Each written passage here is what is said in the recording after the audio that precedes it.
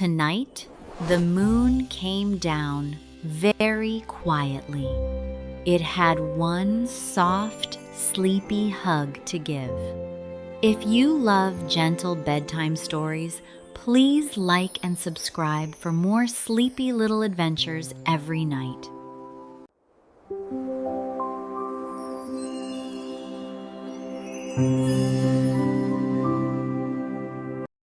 High above the world, in a dark blue sky full of tiny silver stars, lived the sleepy moon. The sleepy moon was round and pale and gentle. Every night, she floated slowly across the sky. She watched little homes grow quiet. She watched little windows glow warm and golden. She watched little children yawn, stretch, and snuggle into bed. And every night, the sleepy moon whispered her favorite words. Soft and slow, glow and go. Can you say it with me? Soft and slow, glow and go. Very good. One quiet evening, the sleepy moon looked down over a small hill, a tiny pond, and a little red roof house. Inside that cozy house was a little bunny named Pip. Pip was small. Pip was fluffy. Pip had the softest ears and the tiniest pink nose.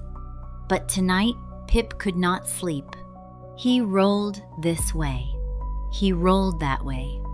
Flop, flip, fluff. He pulled up his blanket. Then he pushed it down. He hugged his pillow. Then he turned it around. Still, Pip's eyes stayed open. The sleepy moon saw Pip through his little bedroom window.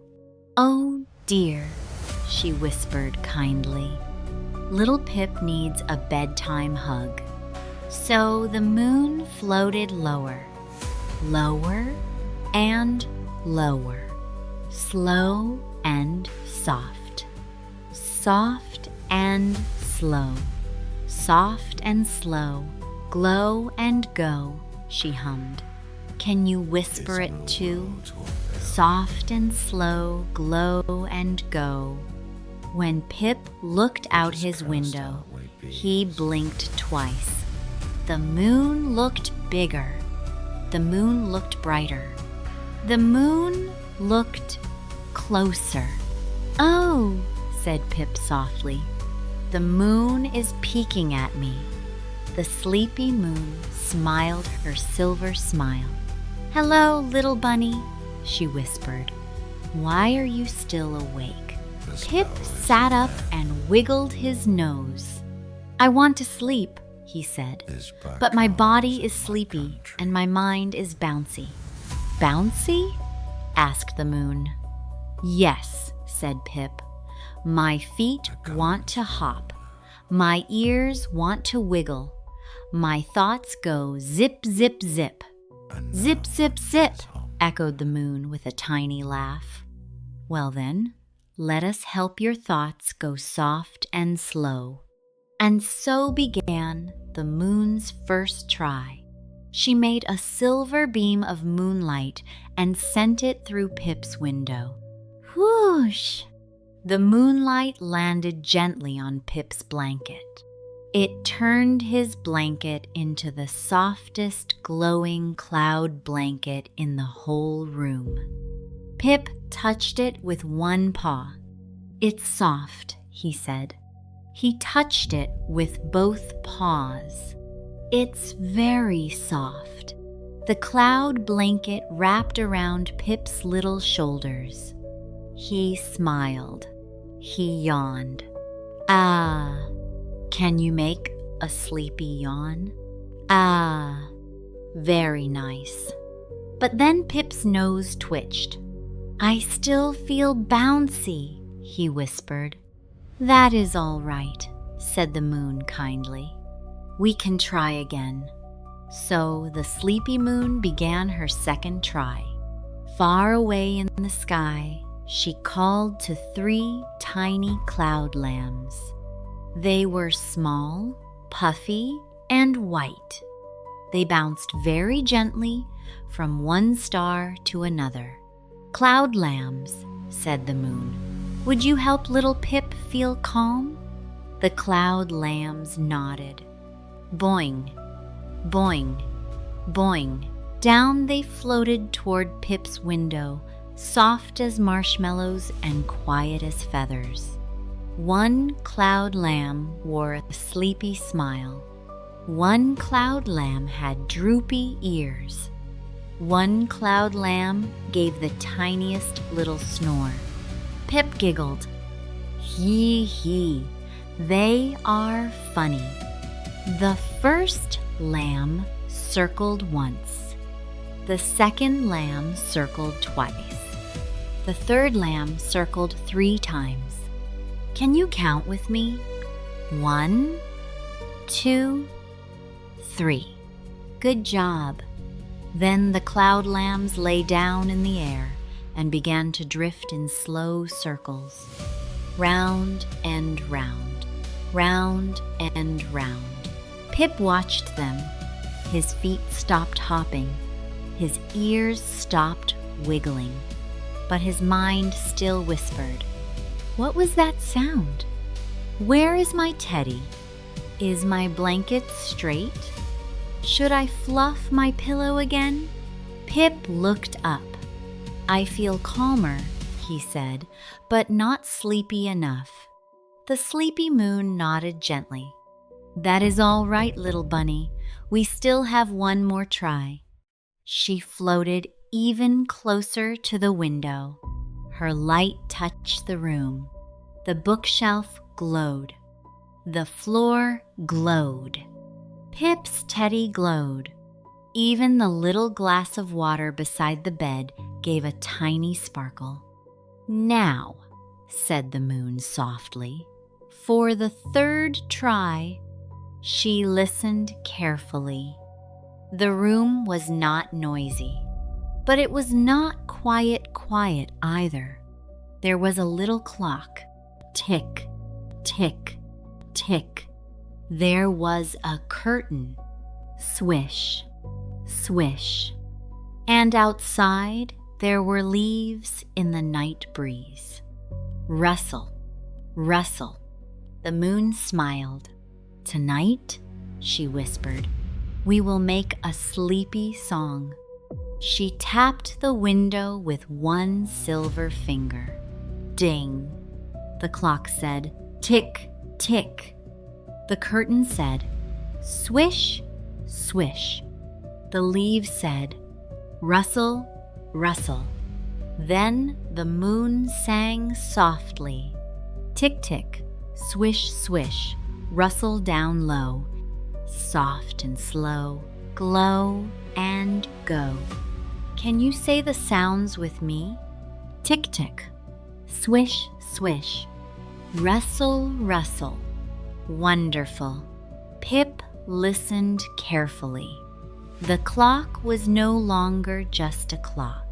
It was part of the sleepy song. The curtain was no longer just moving. It was dancing slowly. The leaves were no longer whispering too much. They were helping the night hum. Pip closed one eye. Then he opened it again. "I like the sleepy song," he said. The moon's light grew warmer. "Would you like to sing it with me?" she asked. Pip nodded. Together they sang. Tick, tick, swish, swish, rustle down low, soft and slow, glow and go. Again they sang it, and again. Each time, Pip's words became softer. Each time, his ears drooped lower. Each time, his eyes stayed closed a little longer. Then, just as the moon thought Pip might drift off, a tiny thing happened. A little star hiccuped. Hick pop. Pip opened his eyes. The moon blinked. from behind a nearby cloud, peeked the smallest star in the sky. It was round and bright and very embarrassed. "Oh dear," said the little star. "I was trying to twinkle quietly, but I hiccuped." Pip gave a tiny laugh. The moon gave a tiny laugh too. The little star floated closer. "I did not mean to wake anyone," said the star. "I only wanted to bring a sparkle kiss for bedtime." "A sparkle kiss?" asked Pip. The little star nodded. He blew the gentlest sparkle through the window. Puff! It landed right on Pip's teddy bear. Suddenly, Teddy looked extra cozy, extra cuddly, and extra sleepy. Pip hugged Teddy close. "Oh," he whispered, "now Teddy feels sleepy too." The moon smiled. "That is a lovely surprise." The little star yawned. "I think," said the star, "I may need sleep as well." Pip giggled again, but this time the giggle was tiny and slow. His body felt warm. His blanket felt soft. The room felt gentle. The sleepy song still floated in the air. Tick-tick, swish, swish, rustle, rustle. The cloud lambs drifted in quiet circles. The little star dimmed to a soft glow. The moon moved close to the window. Very, very close. Then she whispered, "Little Pip, I brought you one bedtime hug." Pip opened his arms. The moon could not come all the way inside, of course. She was the moon. She belonged in the sky. But her silver light reached in like the softest arms. It wrapped around Pip's blanket. It wrapped around Teddy. It wrapped around the pillow and the bed and the whole cozy room. Pip felt the warmest, sleepy feeling he had ever felt. It was not a fast hug. It was not a tight hug. It was a quiet hug. A hush-hush, glow-glow bedtime hug. Can you give yourself a tiny bedtime hug? Wrap your arms around yourself. Yes, just like that. Pip whispered, "Thank you, sleepy moon." The moon whispered back, "You are very welcome." Pip's eyes closed. His nose stopped twitching. His paws became still. His ears rested softly on the pillow. The little bunny was finally asleep. The moon waited a moment. Then she sang one last time, very softly. Tick-tick, swish-swish, rustle down low, soft and slow, glow and go. Outside the window, the little star curled up behind a cloud. The cloud lambs floated higher and higher. The breeze hushed the leaves. The house grew still. And in the little red roof house, Pip dreamed a lovely dream. He dreamed he was hopping on marshmallow clouds. He dreamed he was sliding down moonbeams. He dreamed the moon wore a silver nightcap. He dreamed the little star wore tiny fuzzy slippers. In his dream, everyone whispered instead of talked. Everyone floated instead of hurried. Everyone smiled instead of worried. And above it all, the sleepy moon watched with a happy heart. Because tonight was special. Tonight was the first night she had ever floated down so close. Tonight was the first night she had ever made a sleepy song with a clock and a curtain and leaves. Tonight was the first night she had ever given a little bedtime hug. Her first hug, and it had worked. The moon felt proud. Not big, proud. Not loud, proud. Just a warm, glowy, gentle proud.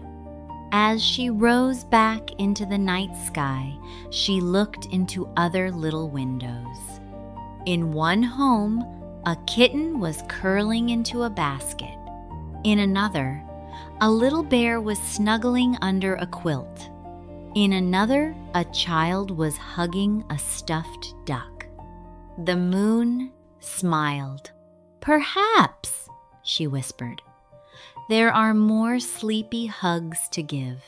And from that night on, whenever a little one felt too bouncy, too wiggly, or too wide awake, the sleepy moon would drift a little lower and hum her song.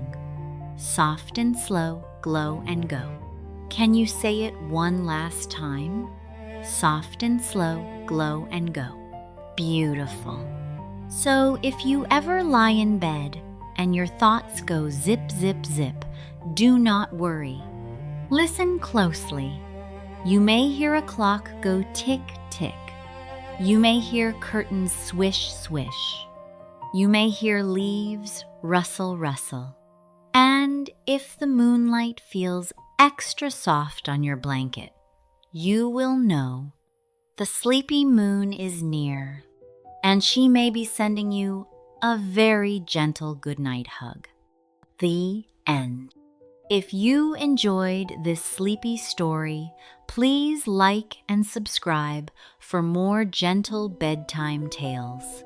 And tell me, little one, what would you like from the sleepy moon? A hug, a song, or a sparkle kiss?